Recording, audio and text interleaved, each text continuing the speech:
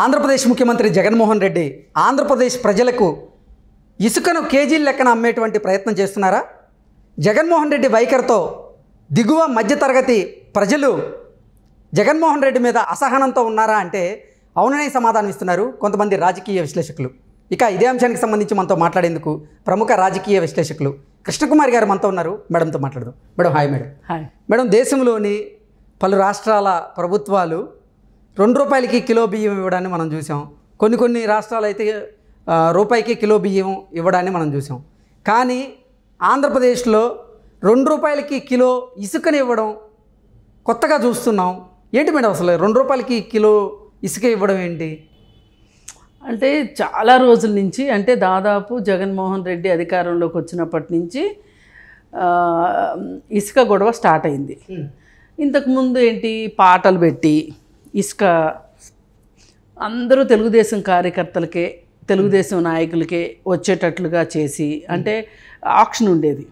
Auction చేసి వాళ్ళకే ఇచ్చుకుని అందులో వాళ్ళు ఇసుక వాళ్ళు మామూలుగా ఓపెన్ మార్కెట్లో అమ్మితే దానివల్ల వాళ్ళ పార్టీ వాళ్ళకే ఉపయోగపడుతుంది. అది చాలా దగాకోరు విధానము అని చెప్పి ప్రపంచంలో ఎక్కడా లేని రీటెండరింగ్ వ్యవస్థని, అద్భుతమైన పాలసీని తీసుకొచ్చారు. దానిలో భాగంగానే ఇసుకని కూడా ఎట్లా అంటే వీళ్ళు కొత్తగా చేయబోయేదానికి ప్రజల దగ్గర నుంచి వ్యతిరేకత రాకుండా ఉండటం కోసం, ప్రజలు అసలు ఎక్కువ దాని గురించి వీళ్ళ మీద ఫోకస్ పెట్టకుండా ఉండటం కోసం చంద్రబాబు నాయుడు వాళ్ళు ఇసుక గురించి అట్లా చేశారు, ఇట్లా చేశారు, ఇట్లా అసలు ముందు వీళ్ళు ఏం చేస్తున్నారో చెప్పకుండా వాళ్ళు ఏం చేశారో చెప్పేవాళ్ళు వీళ్ళు మొదట్లో.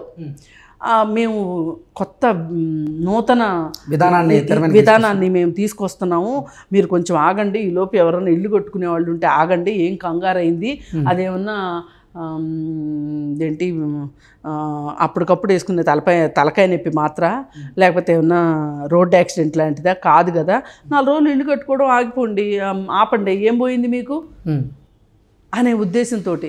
అంటే అసలు వాళ్ళ ఉద్దేశమే ఎట్లాంటిది, అసలు కన్స్ట్రక్షన్ అనేది లేదు వాళ్ళకి, వాళ్ళ డిఎన్ఏలోనే లేదు, అంత డిస్ట్రక్షనే కదా.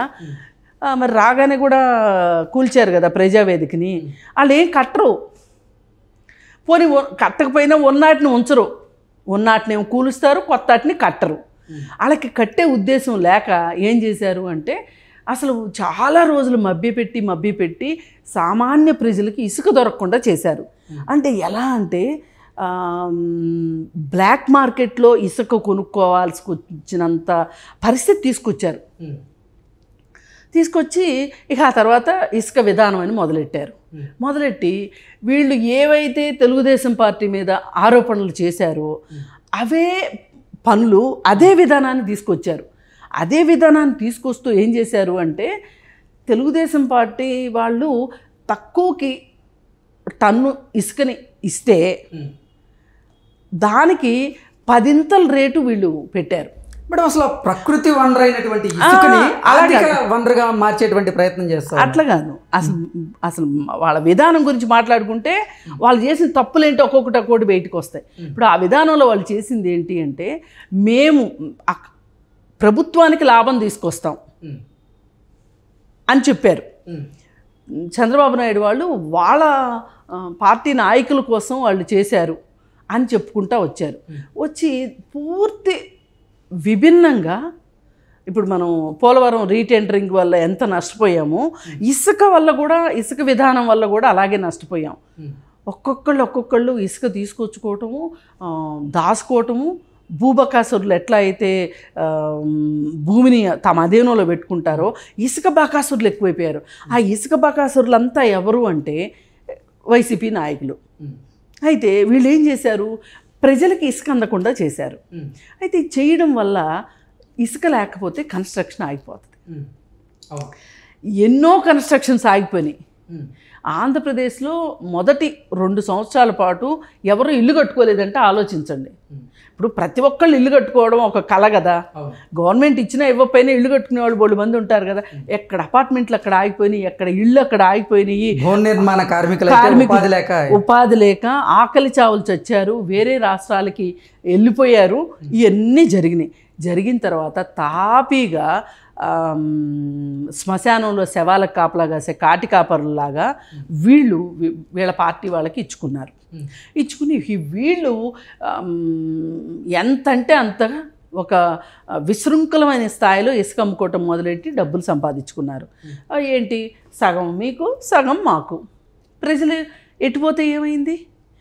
కానీ ఇక్కడ ఆలోచించాల్సింది ఏంటి అంటే, ఎవరైనా సరే, ఏ ప్రభుత్వం అయినా సరే, అది చంద్రబాబు నాయుడు అవనివ్వండి, జగన్మోహన్ రెడ్డి అవనివ్వండి, ఎవరన్నా అవనివ్వండి, ఇసుకని ఏ మేరకు తీయాలి?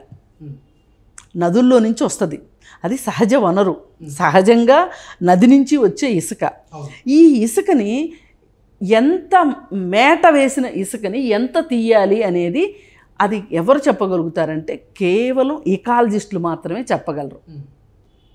ఆ ఇంజనీర్లు ఉంటారు, వాళ్ళకి సంబంధించిన అది ఒక సైన్స్.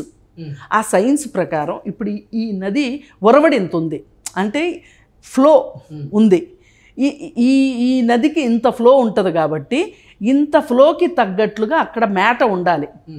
అది పోగా మిగిలిన ఇసుకే మనం తీసుకోవాలి. ఇప్పుడు గేదె పాలిస్తుందండి, ఆవు పాలిస్తుంది. ఇప్పుడు గేదె కానీ ఆవు కానీ ఇచ్చిన పాలన్నీ తీసేసుకున్నాం అనుకోండి, మనం మొత్తం దూడకు మిగలకుండా, దూడ ఉంటుందా చచ్చిపోద్దా? చచ్చిపోద్ది. ఇప్పుడు దూడ చచ్చిపోయింది అనుకోండి, ఈరోజు పాలు ఎక్కువ అమ్ముకోవచ్చు, కానీ దూడ చచ్చిపోతే నెక్స్ట్ జనరేషన్ ఏది? అలాగే వీళ్ళు ఎట్లాంటి వాళ్ళు అంటే, బంగారు గుడ్లు పెట్టే బాతుని ఒకే రోజు కోసుకుని తినాలనే రకాలు వీళ్ళు. భవిష్యత్ తరాలకి ఒక పర్యావరణాన్ని స్పృహ కలిగించటం కావచ్చు, ప్రకృతిని కాపాడటం కావచ్చు, వీళ్ళు చేయదలుచుకోలేదు. వీళ్ళు ఒక శాస్త్రీయత లేదు, ఒక నిబద్ధత లేదు. ఇసుకని ఇష్టం వచ్చినట్టు తవ్వేస్తున్నారు.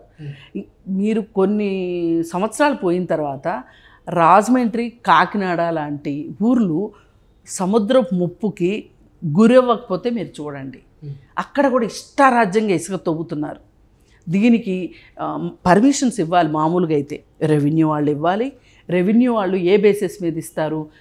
ఏ విధంగా అయితే అక్కడ గుర్తులు పెట్టి ఈ నదిలో ఇంత ఒరవడి ఉంటుంది, దీని ప్రకారమే ఇసుక తీయాలి అనే దాన్ని బట్టి అది ఒక నిబంధనలు ఉంటాయి, దాని ప్రకారం తీయాలి. వీళ్ళు అలా తీయట్లేదు. అసలు వీళ్ళు పర్యావరణ విధ్వంసమే వీళ్ళ లక్ష్యంలాగా తయారయ్యారు.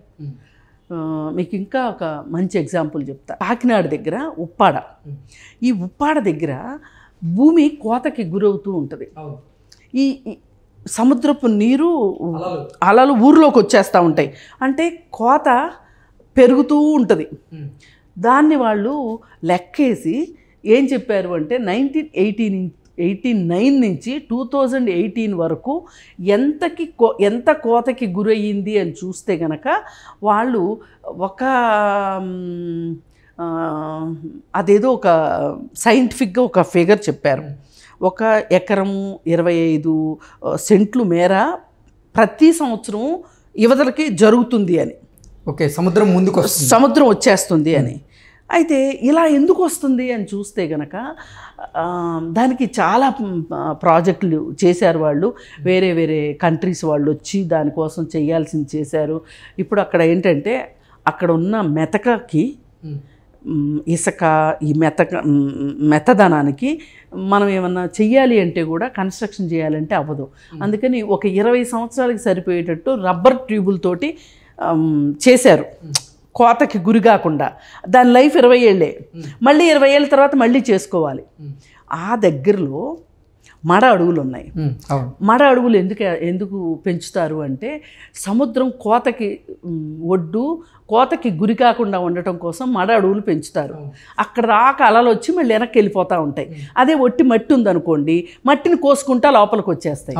ఇప్పుడు ఆ మడ అడవుల్ని కొట్టేసి జగన్మోహనపురం అని ఒక ఊరు నిర్మించారు.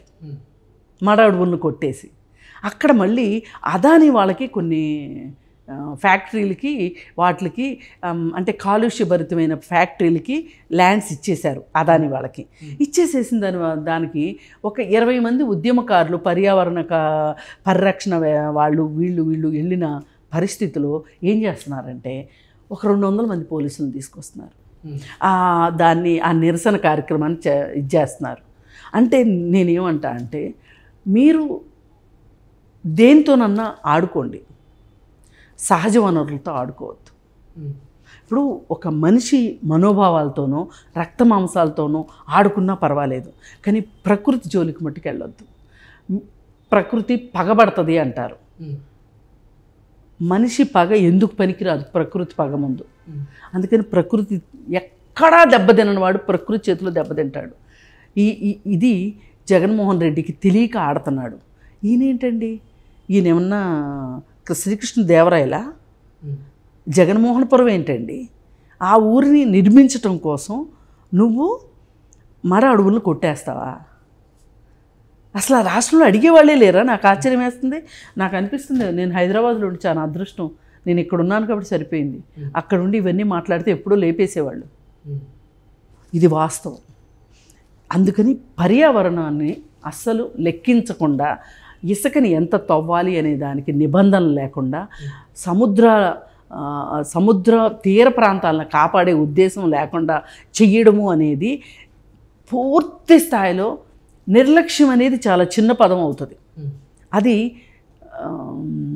నాకు మాటలు రావట్లా, తెలుగు భాషలో మాటలు ఏదేమో దీనికి.